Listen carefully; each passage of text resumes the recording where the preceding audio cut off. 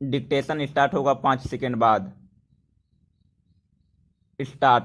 बीते शनिवार को भारत में आर्थिक उदारीकरण के 30 साल पूरे हो गए। 24 जुलाई 1991 को तत्कालीन वित्त मंत्री डॉक्टर मनमोहन सिंह ने अपना पहला बजट पेश किया था। सहयोगियों की बैसाखी पर टिकी एक अल्पमत सरकार के वित्त मंत्री थे वह प्रधानमंत्री नरसिंह राव और कितने राजनीतिक दबाव काम कर रहे होंगे आसानी से समझा जा सकता है, मगर वित्त मंत्री के सामने एक विकट चुनौती थी। बजट पेश करने से पहले ही वह 2 बार रुपए की कीमत गिराने का खौफनाक फैसला कर चुके थे। 3 किस्तों में रिजर्व बैंक के पास रखा सोना निकालकर विदेशों में गिरवी रखा जा चुका था और वाणिज्य मंत्री चिदम्बरम ने निर्यात पर सब्सिडी खत्म करने का भी ऐलान कर दिया था।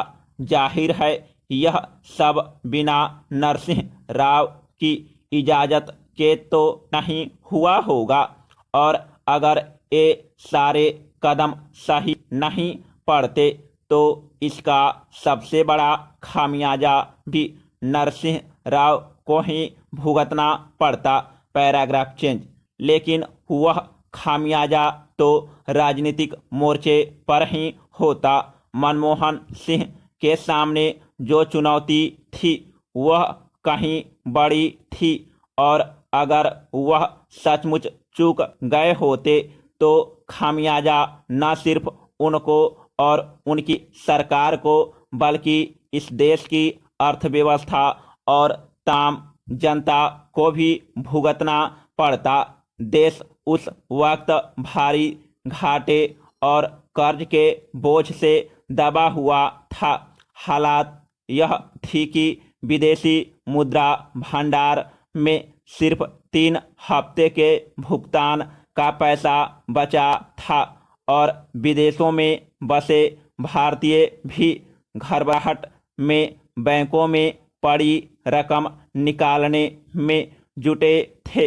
लेकिन न सिर्फ देश इस मुसीबत से निकला बल्कि वहां से एक सिलसिला शुरू हुआ जो उसके बाद कई वर्षों तक लगातार भारत की तरक्की की कहानी लिखता रहा।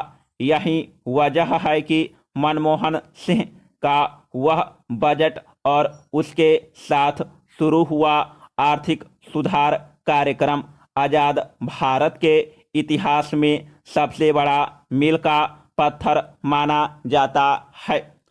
उस कमजोर सरकार के बहुत कम बोलने वाले वित्त मंत्री मनमोहन सिंह के इरादे कितने मजबूत थे यह समझने के लिए इतना जानना काफ़ी है कि उस बजट में उन्होंने सरकारी घाटा जीडीपी के 7.6% से घटाकर 5.4% कर दिया जो फीसदी से ज़्यादा की यह कटौती किसी एक साल में सरकारी घाटे में की गई सबसे बड़ी कटौती है।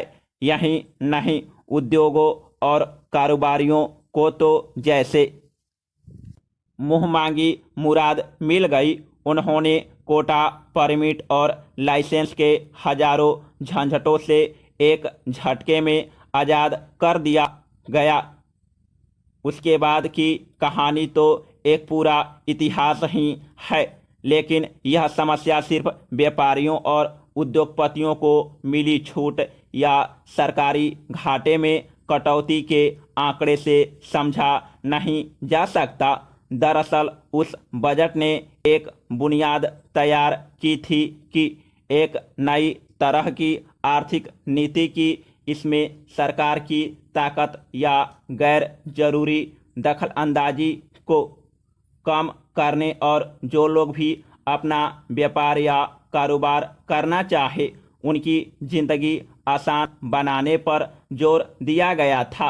इसमें आम इंसान को 2 तरह से फायदा हुआ। एक सरकारी नौकरियों के चक्कर से निकलकर बहुत से नौजवान या तो अपने अपने छोटे काम धंधों में लगे या फिर उन्हें ऐसी निजी नौकरियां आसानी से मिलने लगी जहां पैसे भी अच्छे थे और तरक्की की उम्मीद भी ज़्यादा। तब से अब तक का हाल समझने के लिए कुछ आंकड़ों पर नज़र डालना ही काफ़ी है। उससे पहले भारत की अर्थव्यवस्था में बढ़त दर या जीडीपी ग्रोथ रेट का औसत 3.5% से 4.4% तक पहुंच पाया था। वहीं 1991 के बाद यह पहले 10 वर्षों में 5.5% और फिर बढ़कर 7% के ऊपर तो पहुंच ही चुका था। 2004 के बाद तो ज़्यादातर अर्थशास्त्री उम्मीद जताने लगे थे कि अब भारत 10% या उससे ऊपर की रफ्तार पकड़ सकता है। हालांकि यह उम्मीद पिछले कुछ समय में काफ़ी फीकी पड़ गई है। फिर भी इन 30 वर्षों में देश की जीडीपी यानी देश में होने वाला कुल लेन देन 10 गुना से ज़्यादा बढ़ा है। देश का कुल आयात 20 गुना हो गया है, जबकि निर्यात 16 गुना ही हो पाया है। मगर सबसे दिलचस्प नज़ारा है शेयर बाजार का। यह कहना तो ठीक नहीं होगा, 1991 से पहले भारत में शेयर बाजार नहीं था या लोग इसमें हिस्सेदारी नहीं निभाते थे। लेकिन अगर 1875 में शुरू हुए बॉम्बे स्टॉक एक्सचेंज का सक्सेस जून 1991 में 1248 पर था और अब 52,975 पर है, तो 30 साल में 44 गुना होने का काफ़ी श्रेय आर्थिक सुधारों को ही जाएगा। फिर उस वक्त देश में म्यूचुअल फंडों में कुल मिलाकर 80,000 करोड़ रुपए जमा थे, जो अब 34 लाख करोड़ रुपए से ज़्यादा हो चुके हैं, यानी 71 गुना। और इस वक्त भी देश में अगर कोई चीज़ पूरी रफ्तार से दौड़ रही है तो वह बस शेयर बाजार ही है। पिछले साल